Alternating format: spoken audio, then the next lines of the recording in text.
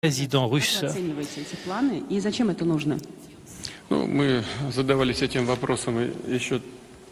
Alors cette question,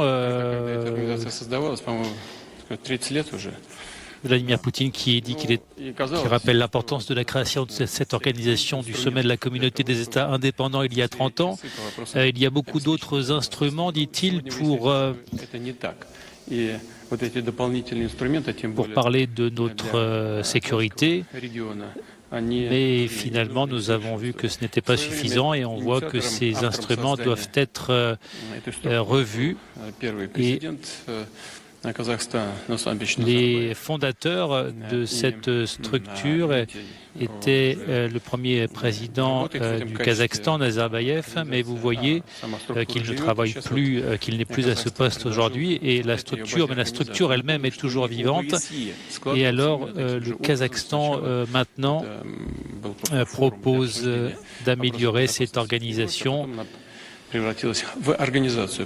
je dois vous rappeler qu'il y a des structures européennes qui ont subi le même sort, c'est-à-dire que ces structures ont été créées et après il y a eu des remaniements.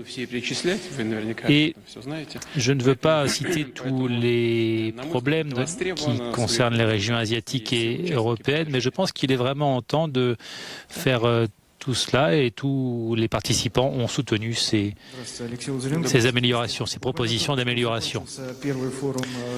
Autre question de ce journaliste, c'était un forum d'Asie centrale qui se termine, dit-il. Est-ce que l'Asie centrale est intéressée par la coopération avec la Russie?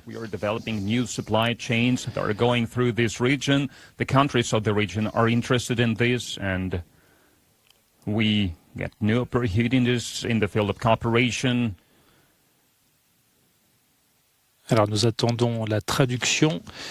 Je rappelle que Vladimir Poutine est au sommet de la communauté des États indépendants au Kazakhstan, sommet qui réunit d'ex-républiques soviétiques, notamment l'Azerbaïdjan, l'Arménie, le Bélarus, le Kyrgyzstan, le Tadjikistan, l'Ouzbékistan, le Turkménistan et donc la Russie de Vladimir Poutine.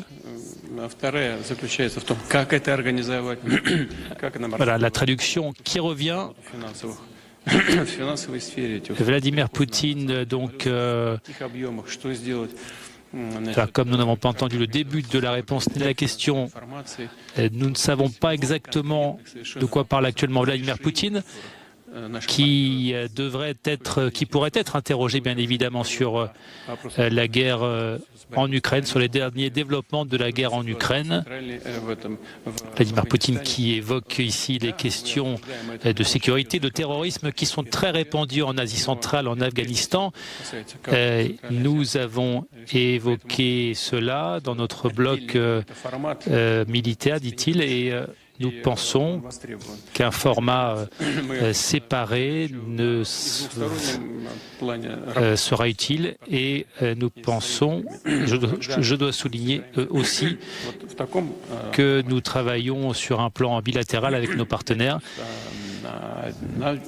et dans ce format 5+1. Et alors ces contacts ne seront plus bilatéraux mais beaucoup plus riches et nous allons essayer de trouver des projets qui pourraient être intéressants pour la région, pour toute la région. Et c'est une façon de regarder sous une autre perspective et cela donne d'autres choses. Par exemple, nos collègues du Turkménistan ont parlé des pays d'Asie centrale qui n'ont pas de sortie vers l'océan. La coopération pour ces pays, la coopération avec la Russie est très importante et nous devons tous ensemble trouver les réponses aux questions. Alors nous sommes en train de développer des projets qui sont très intéressants pour nous aussi avec nos partenaires et si nous pouvons unifier tout cela, cela pourrait être intéressant pour tout le monde et profitable. Alors, autre question désormais de ce journaliste de l'agence Interfax. Ce n'est pas un secret, dit-il, que certains États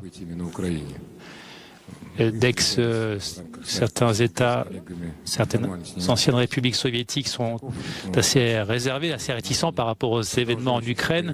Quelle est votre conclusion sur le fond de la guerre en Ukraine?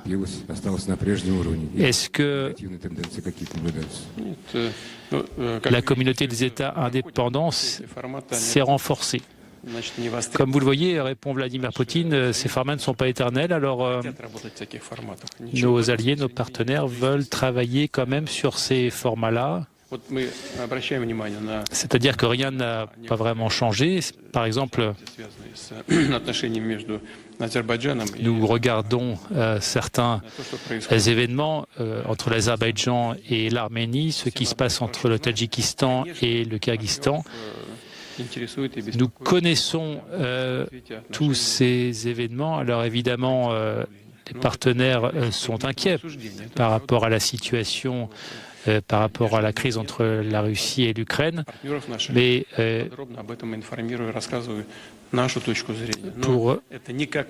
nous informons nos partenaires en détail et nous présentons nos points de vue, mais ça ne dérange pas et ça ne change pas le caractère de nos relations entre donc la Russie et nos partenaires des ex-républiques soviétiques. Autre question de l'agence TASS. Hier, vous avez rencontré les leaders du Kyrgyzstan et du Tadjikistan. Cette rencontre était-elle constructive? Réponse de Vladimir Poutine, c'est vrai que les relations sont assez chaleureuses. Je crois que nous avons réussi à trouver des points d'entente, des terrains d'entente, et nous allons essayer de trouver des mesures pour résoudre le conflit militaire.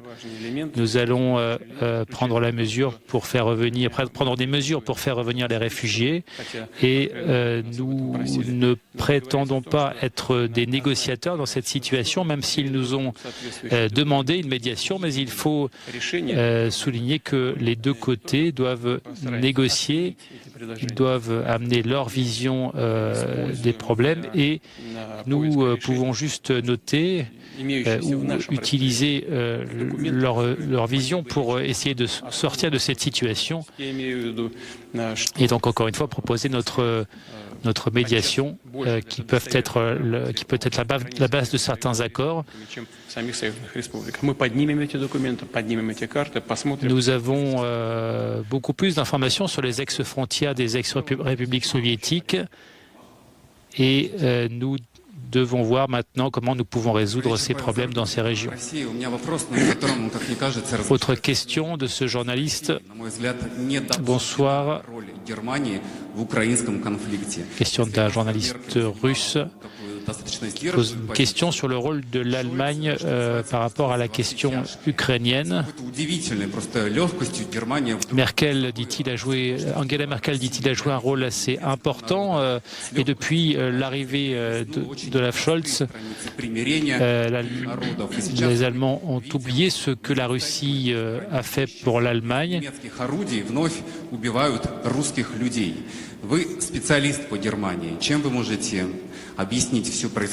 Et l'armement allemand, dit-il, tue à nouveau les Russes.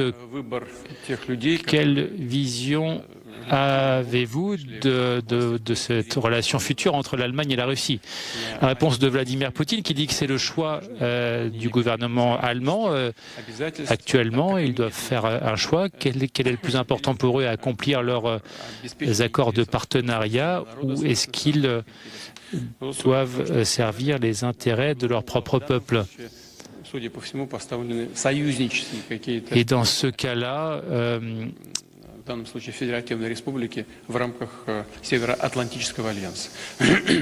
l'Allemagne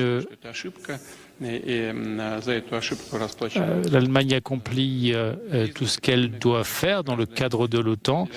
Moi, je pense qu'ils doivent aussi tenir compte des conséquences économiques et pour la région et pour l'Allemagne en particulier. Alors, le gouvernement ne pense pas aux intérêts de sa population, sinon il n'allait pas faire exploser les gazoducs Nord Stream 1 et 2. Et en fait, c'est un élément de sécurité, mais maintenant on voit qu'on ne peut plus les mettre en fonctionnement, les remettre en fonctionnement, et je pense que c'est la décision. Je pense que la décision n'est pas prise. Mais cela ne nous concerne pas, c'est l'affaire de nos partenaires. Et que pensent les gouvernements de ce pays et d'autres pays? Eh bien, c'est leurs affaires, cela ne nous concerne pas. Je pense que il est là le problème, je l'ai déjà souligné. Мария Финошина, RT International. Добрый вечер, Владимир Владимирович. Перед поездкой в Казахстан вы встречались с президентом. Alors, autre question de cette journaliste. Avant de venir au Kazakhstan, dit-elle, vous avez parlé avec les présidents turcs, avec les Émirats arabes unis. Est-ce que vous avez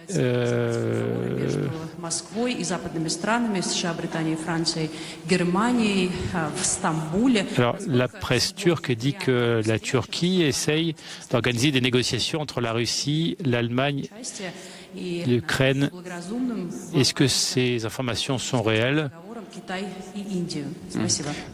Est-ce que vous pensez que ces négociations vont avoir lieu et pensez-vous que ces négociations vont réunir également les présidents indiens et chinois? Réponse de Vladimir Poutine, oui, nous avons parlé avec le président turc. Il a participé personnellement et il s'est impliqué personnellement. Nous avons déjà certains résultats, nous le remercions beaucoup. Et deuxièmement, il était très actif dans l'organisation de sortie des céréales. Il a été très actif, il s'est impliqué pour permettre le déblocage des ports ukrainiens et permettre que les céréales puissent quitter les ports ukrainiens et que ces céréales puissent aller dans les pays pauvres. Et hier, nous avons parlé également des questions de structurer, d'améliorer ces chemins, ces voies d'exportation de blé vers les pays en développement. Je sais qu'il y travaille dur et que ce n'est pas facile à concrétiser les objectifs fixés. Et les Émirats arabes unis aussi ont joué un rôle important. Et le gouvernement travaille beaucoup aussi sur les questions humanitaires. Et nous les remercions également, nous remercions également le gouvernement des Émirats arabes unis et la Chine également dit régulièrement qu'il faut dialoguer. Ce sont des amis très proches, ce sont des partenaires. Nous respectons leur position. Mais nous savons aussi quelle est la position de Kiev. Ils disent toujours qu'ils veulent des négociations, mais ils refusent des négociations et ils ont donc récemment refusé en bloc les négociations.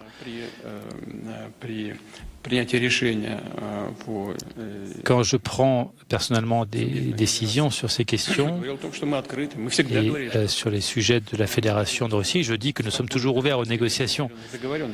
Et à Istanbul, nous sommes arrivés à certains accords et finalement, dès que nos troupes se sont éloignés de Kiev, tout de suite les Ukrainiens ont perdu tout intérêt à ces négociations.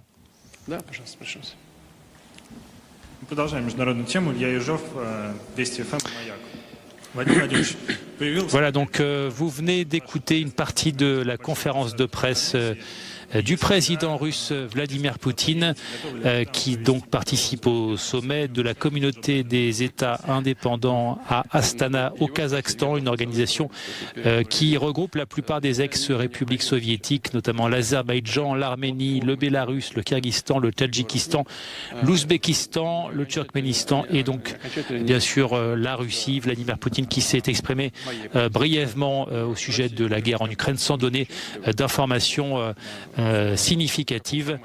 Voilà, donc pour cette conférence de presse, tout de suite, je vous propose de regarder, de suivre la suite de nos programmes sur Euronews.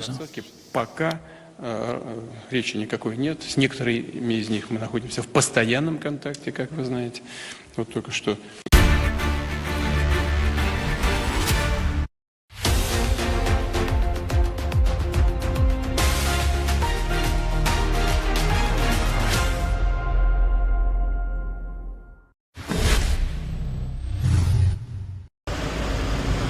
Les Français vont devoir encore s'armer de patience pour trouver de l'essence. La CGT a claqué la porte des négociations la nuit dernière.